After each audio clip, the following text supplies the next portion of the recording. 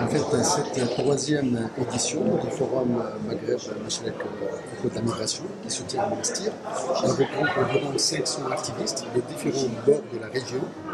Et l'idée, effectivement, c'est de créer des synergies, des dynamiques communes, parce que si on prend pays par pays, on va trouver plusieurs organisations qui font un travail très pertinent, qui accompagnent d'une manière vraiment très proche les acteurs qui s'intéressent au flux migratoire et la question de la migration.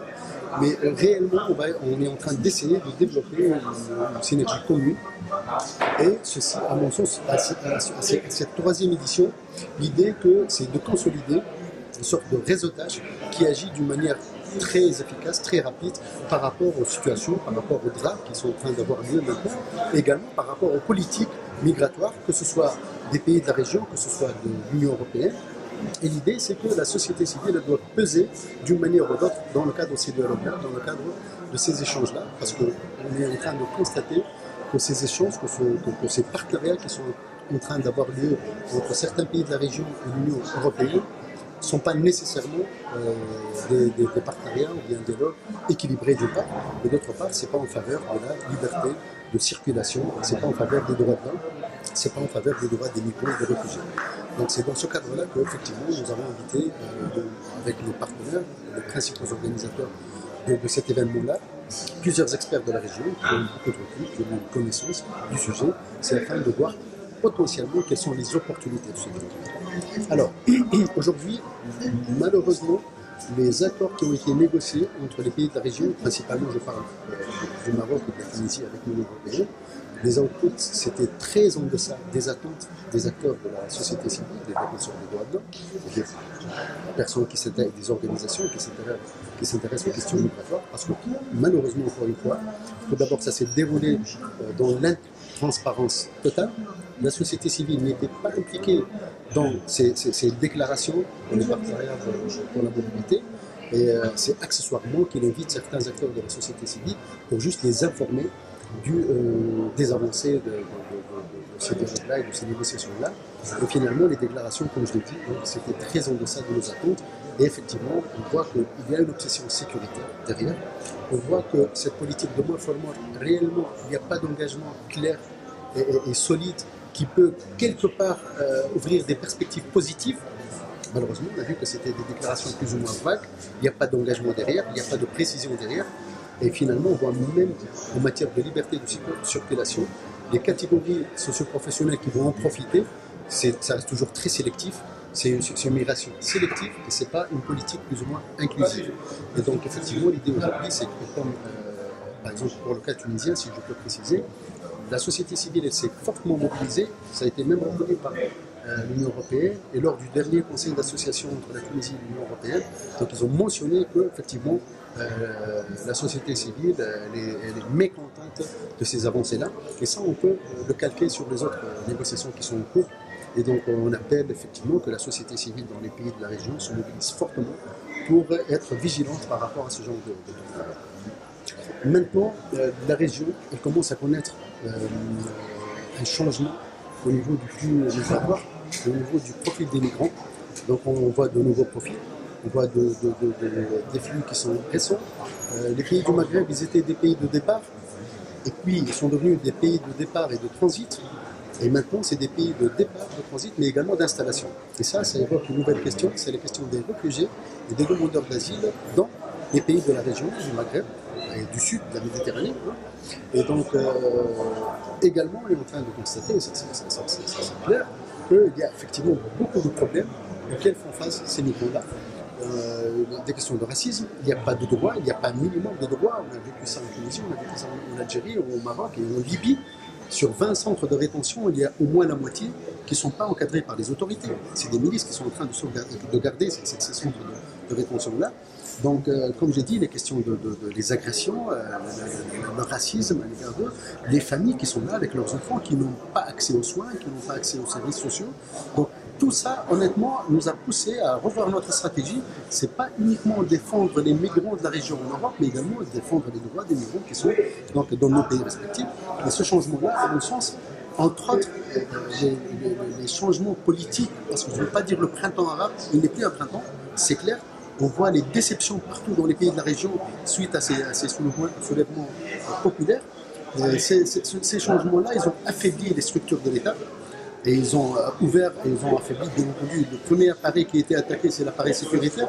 Et on voit les conséquences en Libye, on voit les conséquences en Syrie, on voit les conséquences en Égypte, un peu moins en Tunisie. Donc l'État n'arrive pas à contrôler ses frontières, parce qu'on ne parle pas d'une question migratoire, mais on parle d'une question beaucoup plus large.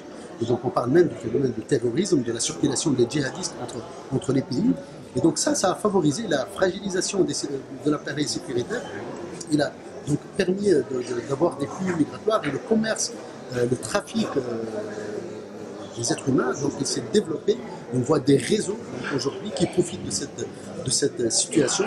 Donc, en plus, ces changements politiques, ils ont affaibli les structures de l'État et ils n'ont pas la même force de négociation avec l'Union européenne.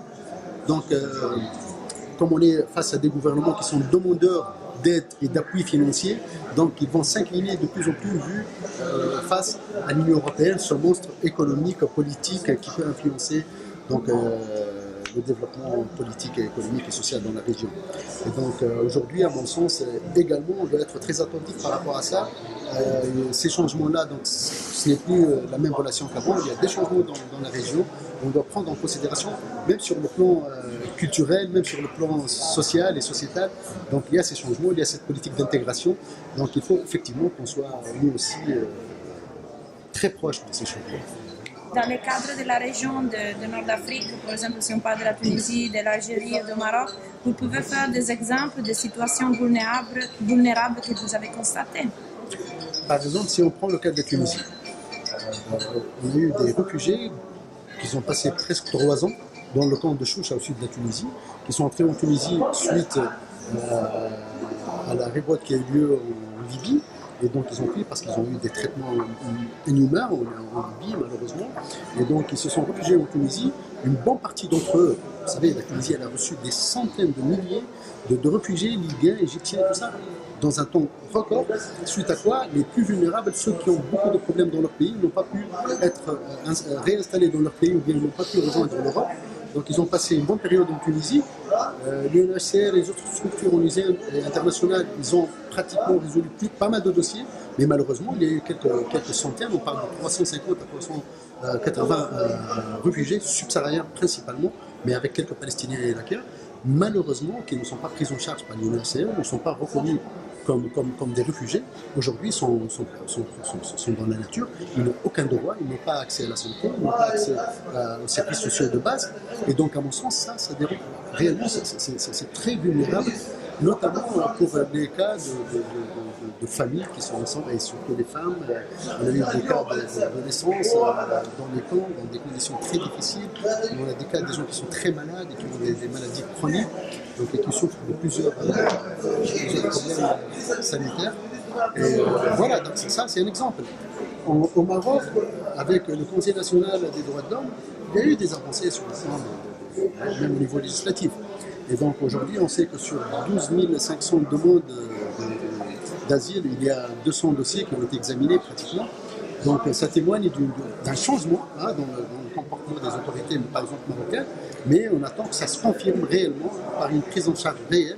Donc, parce qu'effectivement, s'il y a des initiatives intéressantes, il vaut mieux les saluer, il vaut mieux les renforcer, mais il faut que ce ne soit pas une propagande politique, il faut que ce soit une conviction, une politique d'État derrière laquelle il y a effectivement En Algérie, ça reste un dossier un peu obscur, parce que l'Algérie, tout d'abord, c'est un pays fermé, il n'y a pas de liberté pour les acteurs, il n'y a pas une liberté de circulation pour les acteurs de la société civile, notamment internationale.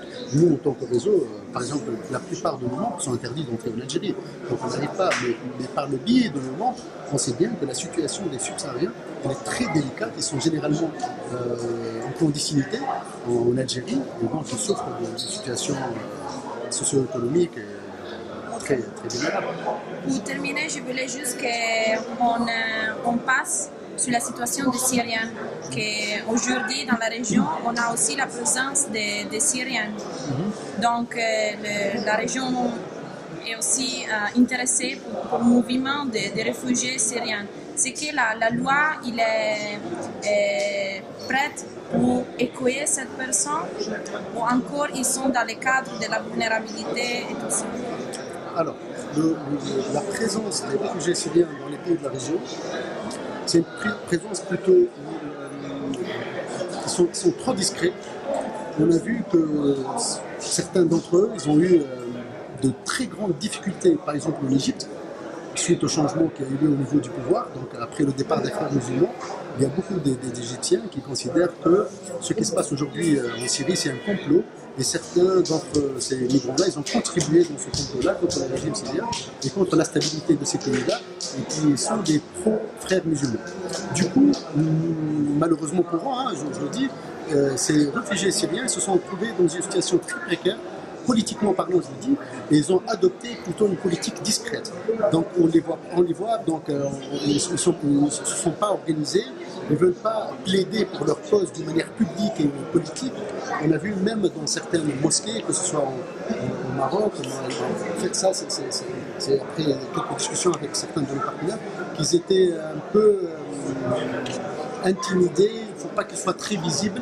Donc aujourd'hui, si on parle des lois, donc il n'y a aucune loi qui leur garantit, ça comme pour tous les autres migrants, hein, il n'y a pas un cadre législatif qui leur permet la dignité qui leur permet d'avoir des droits en tant que migrants. Mais comme je l'ai dit, leur situation elle est un peu particulière suite au conflit actuel en Syrie. Et donc malheureusement pour eux, on espère qu'effectivement qu'ils commencent à s'organiser.